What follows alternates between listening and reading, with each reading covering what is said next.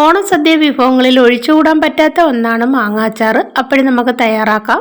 കുറച്ച് മാങ്ങ നന്നായിട്ട് കഴുകി ചെറുതായിട്ടൊന്ന് അരിഞ്ഞെടുത്തിട്ടുണ്ട്. ഇതിലേക്ക് കുറച്ച് ഉപ്പിട്ട് കൊടുത്ത് നന്നായിട്ടൊന്ന് ഇളക്കിയിട്ട് അടച്ച് 2-3 മണിക്കൂറൊന്ന് മാറ്റി വെക്കാം.